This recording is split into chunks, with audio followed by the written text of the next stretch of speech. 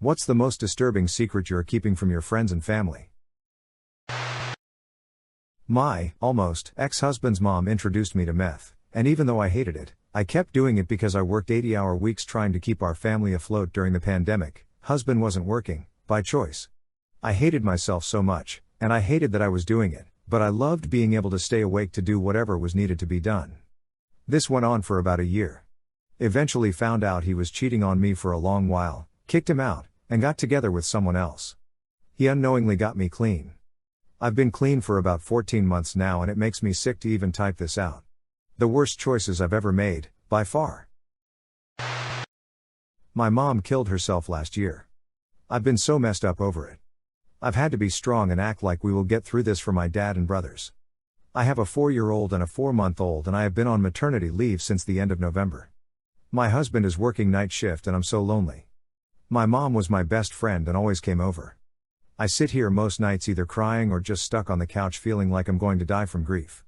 I recently relapsed. I had been sober for almost 2.5 years from drinking, and I'm a nurse. I feel like I take care of everyone but no one takes care of me. That when I was in middle school I was groomed by an online predator I met on Omegle. Being a stupid child at the time, I innocently believed I was talking to someone my age and should have seen the red flags when they kept making excuses on why they couldn't send pics or video chat or talk on the phone for that matter, but had no problem texting and asking me for explicit pictures of myself. My aging mother is battling cancer. She isn't winning. She has asked me to be power of attorney and the executor of her estate. While going through her legal papers, I came across the documents that showed that my sister, we are both in our 50s, is actually only my half-sister. She has a different father. My mom never told anyone. My father has been gone for almost 20 years, and he never said anything either. He stepped up when the real father took off. This was in the 1960s. My sister doesn't know. My cousin that is 7 years older than me, and I had never met before then, told me that boys his age, 14 at the time, needed to experiment with women and that I should let him learn and not tell anyone. The only reason I am still here today is because I forgot to load a round into the chamber of my pistol when I was 18. I pulled the trigger, but thankfully all the rounds were in the clip. It was a huge wake-up call. I am doing a lot better now. I have stage 4 breast cancer and a prognosis of stable. I could be here for years and years, doing my treatment and living my life. It's not a secret. I don't want to be a cancer patient for years and years. My treatment sucks and it makes me feel sick every day. My brain sucks due to chemo. There are some real cognitive difficulties. I had to give up a career I loved. I'm entry-level call center from home now. I've been home, not going out to fun places, since March of 2020, because my immune system sucks. It's worth the risk to go to the doctor or my son's parent-teacher conference, but not the bar. My secret is that every time I make a wish, I wish for the cancer to kill me faster. This existence, feeling like garbage and doing my call center thing so I can afford to feel like garbage, is disheartening and it sucks. I'm in therapy and an exercise program and I have hobbies. I'm doing what I can to keep slogging along, but damn. The I don't wanna is strong sometimes. Most days I feel like I don't know who I am. I was diagnosed with severe anxiety and depression around 15 years old. I feel like I never got to develop a personality. I've never been able to hold down a job for more than a few months due to my mental health. Sometimes I feel okay, but most of the time I just feel like 3 mental illnesses in a trench coat trying to find my way through life.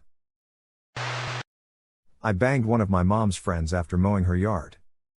That I quit college. This is a huge deal, since I was in college for 3 years, and now every day is beyond terrifying to me because with each passing day my future is getting closer and I don't know if it's going to be okay. My brother called me the day before he committed suicide and wanted to talk to mom. She was a nurse working a double that day, so I told him I would have her call when she got home. I then proceeded to play video games all day and completely forgot to let her know. We found out the next day and I just couldn't bring myself to let her know. I still feel like if I would have told her things might have turned out differently. Terminal illness. Chances are I have less than 10 years, but it could be tomorrow. No cure, no chance of recovery. There may be a point before too long where I am unable to hide it, but some of them are old so might pass before that happens.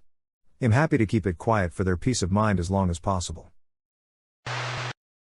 I just stopped going to work a month and a half ago. I've been telling them I'm sick while just going full shut and agoraphobe. The bills are going to become a problem soon, but I can't work up the motivation to leave my house yet, but I haven't really talked to anyone about it. Not sure why, I might be gearing up to give up on life altogether. That I really hate my dad. My mom was an alcoholic who drank herself to death close to 20 years ago. My dad pretty clearly never wanted the responsibility of raising kids. I have a half-sister from his first marriage. And he has been remarried twice now. You could tell he never wanted to spend his free time with either me or my sister, who I also don't really get along with, and just wanted to be there on his convenience for the good times. He'd verbally chastise me for not being interested in doing the stuff he wanted me to be interested in, like sports. I had some emotional problems that kept me from doing well in school, and I'd get verbally abused for bad grades, or anything that would cause him to have to take time to be a parent. I moved out at 19 and a lot of the stress in my life at the time disappeared because I didn't have to see him all the time. I started visiting less and less and noticed when I did come around all he did was complain about my sister or the current wife's kid being a drain on him. He wasn't ever really concerned about me anymore. We'd still get together a few times a year for holidays and stuff, but I'd find myself dreading visits, because he'd always try to emotionally manipulate me so I'd feel bad about not coming around more often.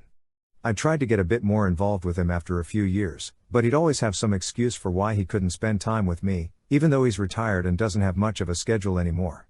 My wife even got into a little argument with him via text last summer, and I found out from my sister that he thinks my wife and I are overreacting to what he said. Even though it wasn't anything major, he's still yet to apologize to my wife, aside from a half-hearted text that I'm pretty sure my stepmother put him up to. I am hopeful that the next time we move, when and if we can afford a house, I won't send him my new address and I can just sever ties completely. Family legend has it that my grandfather and grandmother fell in love at first sight and courted one another for years before getting married. In reality, they met when my grandfather was on a 2-day pass, fell in love at first sight, and were married by the end of the weekend. Both corroborated this story in separate private interviews I conducted when compiling family history. I've kept a lot of secrets about my marriage to my late husband. I didn't tell anyone when he was alive about how he'd scream and curse at me or that he was an alcoholic. After he died, I found mountains of evidence of his unfaithfulness, and I still didn't tell anyone. I could never figure out where all our money was going, and he would rage until I quit asking. Turns out it was going to escorts. I loved our marriage most days and had no idea about the infidelity until after he was gone. He was a good guy overall, even if tormented, and I don't want to taint the memories people hold of him. He's been gone for a few months now and I haven't told my family that I'm dating again. I know they would understand if I told them about the reality of my marriage, but I feel too much loyalty to him to reveal the truth about him. I bought shrooms online to try microdosing for depression. Decided it wasn't for me and tried to sell them. Never done it before. $80 is a lot to me since I haven't had a real job in years.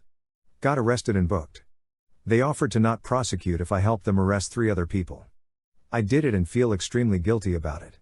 I purposely sought out people online who were selling to get something out of it, like sex, so that slightly eases the guilt but still a poopty thing to do.